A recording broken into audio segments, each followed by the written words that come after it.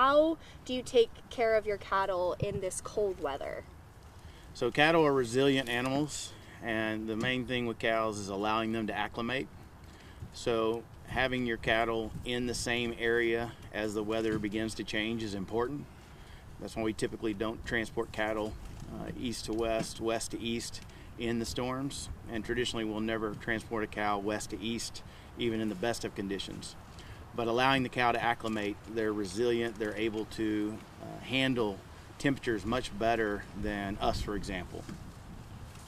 Cattle don't begin really experiencing the cold until 20 degrees. That's when studies have shown that they really begin experiencing changes within their metabolism, and at that point they're going to start consuming more calories.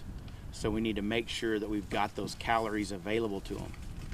Ways to do that are feed, as we're supplementing with this herd here.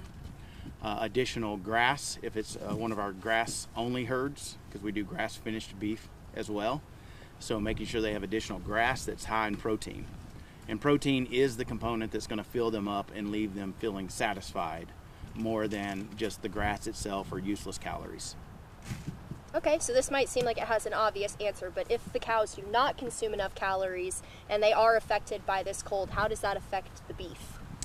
Well, you're definitely going to taste it in the beef come the spring and summer months. So a lot of these mamas are calving now, and it's important for them to be properly fed and have the proper nutrition as they go through a very difficult experience of having a baby, whether that be a cow or a human or any animal.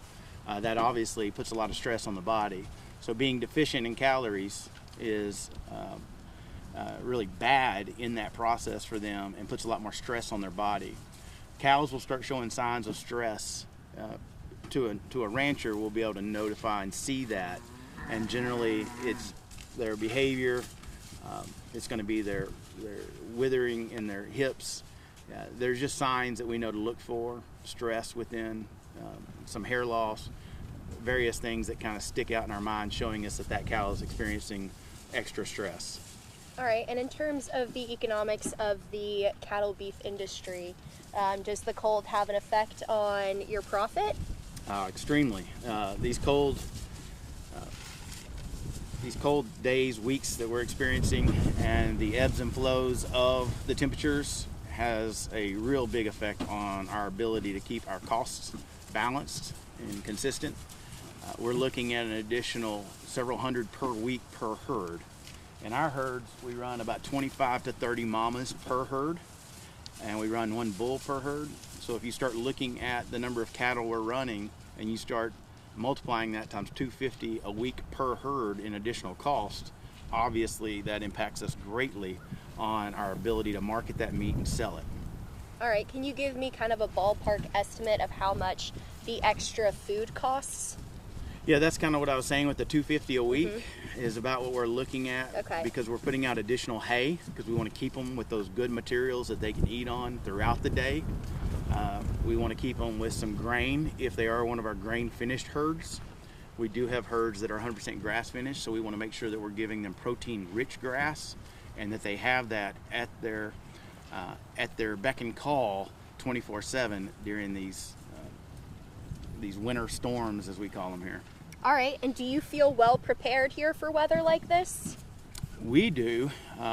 We graze 4 acres per head at our ranch, so we're a little better prepared, and we bale extra hay.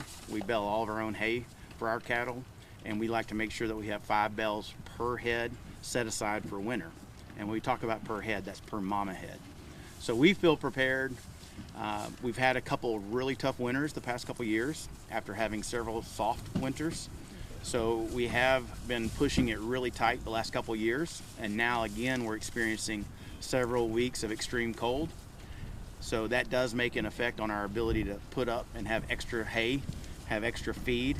It does start really getting into our extra materials that are helping us be prepared for these storms. All right, you might not be able to comment on this, but do you think this kind of weather is affecting all of the ranches in East Texas? Well, I would say it'd have to. Certainly every rancher is experiencing this weather, and whether they're prepared for it or not is different. I would hope that our fellow ranchers are taking the precautions. I know the feed stores would be a good outlet for you to speak to on that, as I'm sure they're experiencing an overrun in traffic as people buy additional feed, as people are looking for salt blocks, mineral blocks. We use tubs as well to supplement their diets, making sure that they have all the minerals and extra protein available to them all the time. It's important to give them that satiation of being full. All right. Is there anything else you want to add?